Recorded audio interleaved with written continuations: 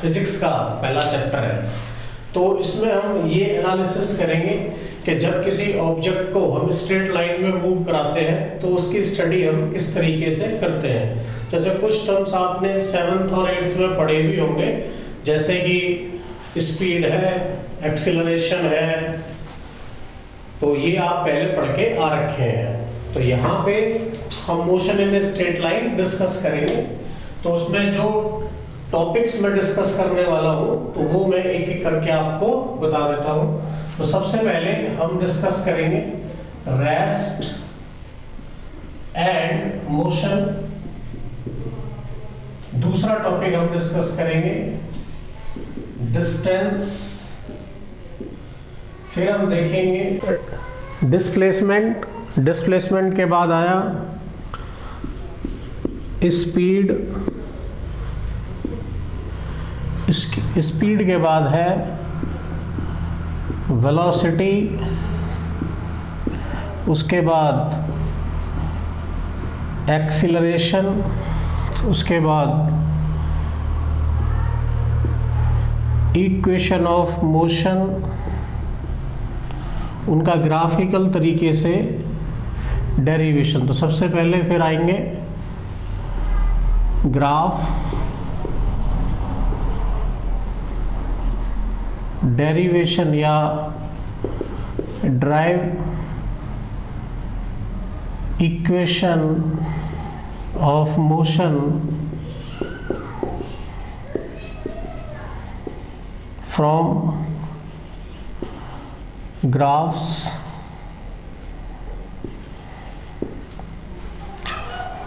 और उन पे बेस्ड न्यूमेरिकल्स। ठीक है, तो ये सारे टॉपिक हम एक एक करके डिस्कस करने वाले हैं।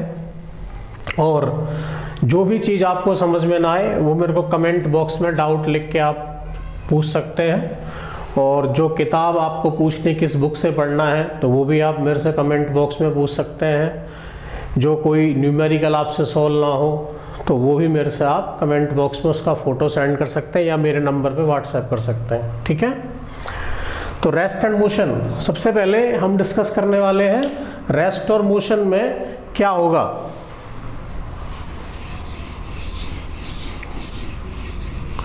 देखिए, रेस्ट एंड मोशन दो रिलेटिव टर्म्स है। कैसे टर्म्स है? Relative.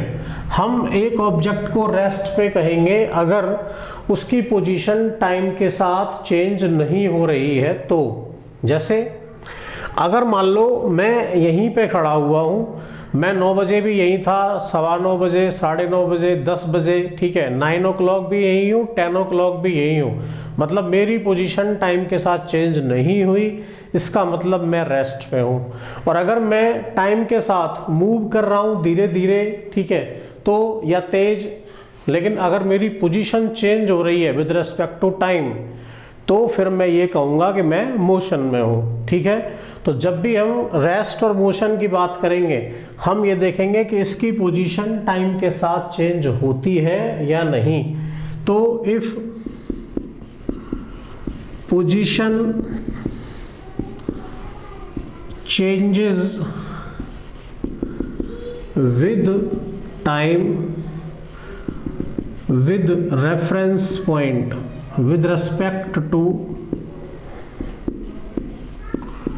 a reference point, then it is in motion। अगर चेंज होती है तो मोशन में। if it does not change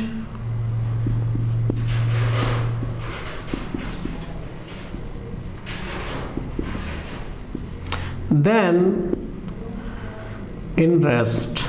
तो फिर ये क्या कहलाएगा? रेस्ट में। अब एक चीज आपने नोटिस की होगी, मैंने ये बोला with respect to a reference point. क्या बोला मैंने? With respect to a reference point. तो इसको समझने के लिए हम एक एग्जांपल लेते हैं, तो उससे आपको क्लियर हो जाएगा कि रेफरेंस पॉइंट का मतलब क्या होगा। तो वो जनरली जितनी भी कैलकुलेशन हम करते हैं या न्यूमेरिकल्स हम सॉल्व करते हैं, वहां पे हम रेफरेंस पॉइंट किसको मान लेते हैं, ग्राउंड को। किसको मान लेते हैं, ग्राउंड को। तो ग्राउंड के रिस्पेक्ट में अगर मैं मूव नहीं कर रहा तो मैं रेस्ट पे हूं, और अगर मैं मूव कर रहा हूं तो मैं मोशन में हूं। क्लियर। लेकिन एक एग्जांपल मैं यहाँ पे और ले रहा हूं, आपको समझ में आ जाएगा। मान लीजिए एक ट्रेन की बोगी, या कह सकते हैं ट्रेन का डब्बा, जिसमें कुछ पैसेंजर बैठे हुए हैं,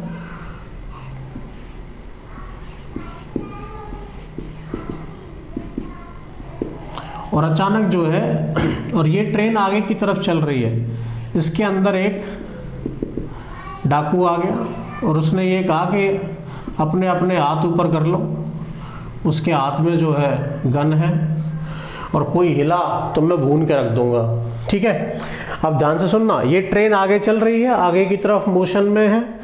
इसने जब ये कहा कि कोई हिलेगा नहीं, तो इसके रेस्पेक्ट में ये जो दो पर्सन बैठे हुए थे वो बिल्कुल रेस्ट पे है, तो इसके रेस्पेक्ट में तो ये रेस्ट पे है। लेकिन अगर बाहर से कोई भी एक इंसान जो इनको देख रहा था, ठीक है, उसके लिए ये कैसे हो गए, मोशन में, क्योंकि ये तो कहाँ है, ये ग्राउंड पे है, और ये ट्रेन आगे मूविंग कंडीशन में है।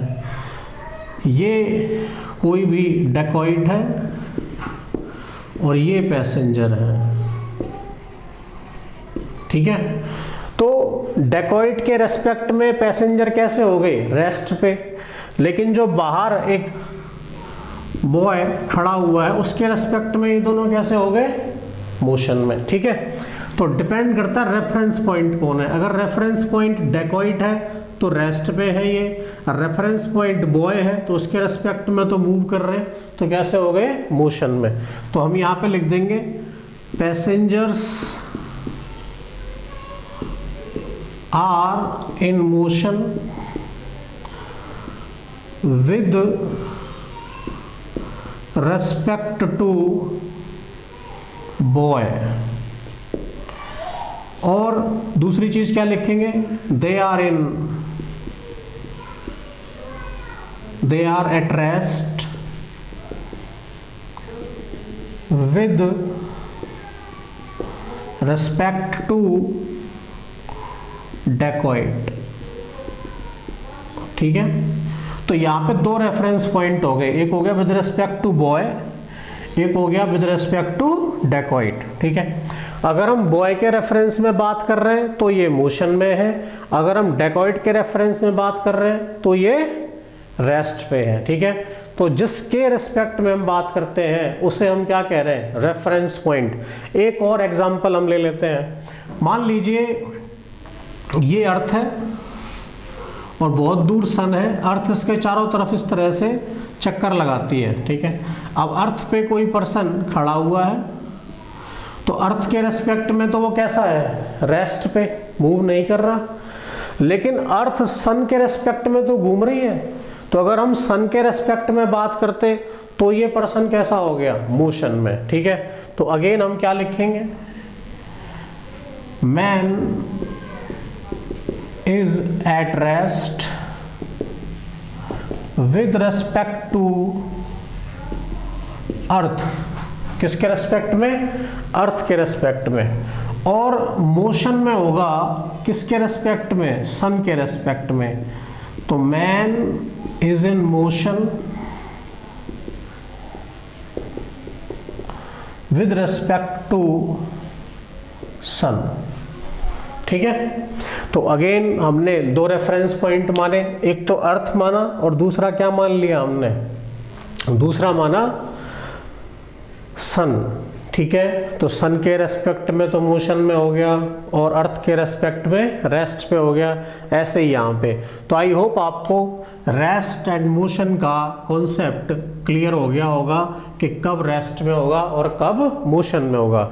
अब एक इम्पॉर्टेंट बात और बता रहा हूँ आपको, अगर हमें कोई रेफरेंस पॉइंट नहीं दिया हुआ है, उस केस में हम क्या करेंगे, अर्थ को रेफरेंस पॉइंट मान लेंगे, मतलब ग्राउंड के रिस्पेक्ट में बात करेंगे। ठीक है, जैसे मैंने कहा कि a man is moving with speed 5 metre per second, तो इसका मतलब है ग्राउंड के रिस्पेक्ट में दिया हुआ है। ठीक है, बार बार हमें मेंशन करने की जरूरत नहीं है। If reference point is not given, then we will consider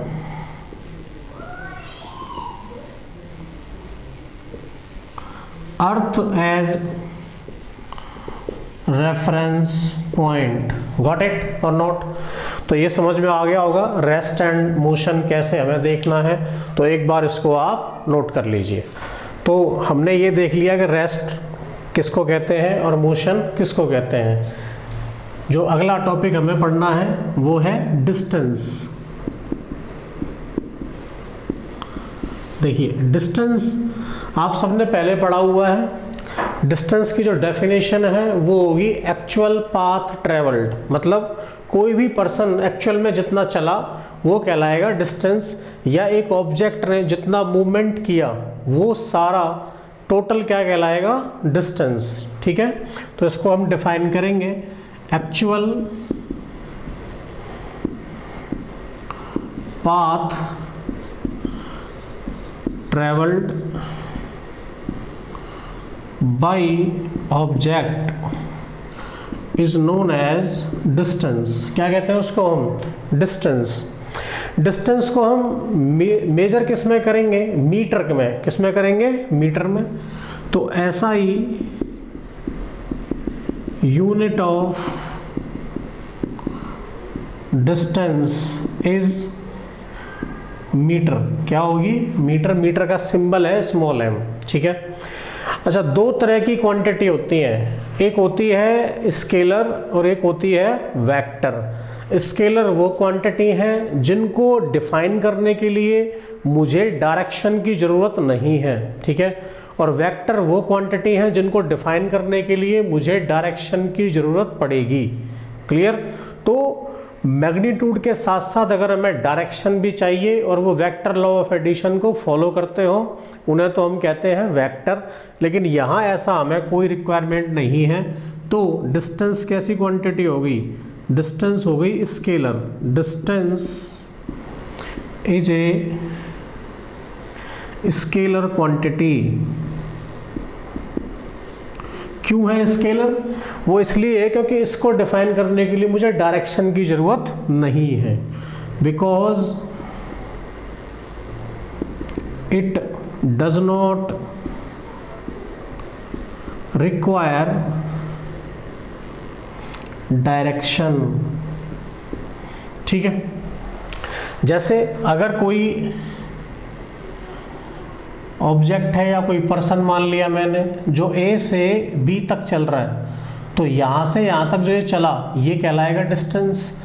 अगर वो ऐसे चल रहा है तो ये जितना भी डिस्टेंस उसने ट्रेवल किया है, ये जितना पाथ है ये वाला, इस पूरे पाथ की जो लेंथ होगी उसे हम कहेंगे डिस्टेंस।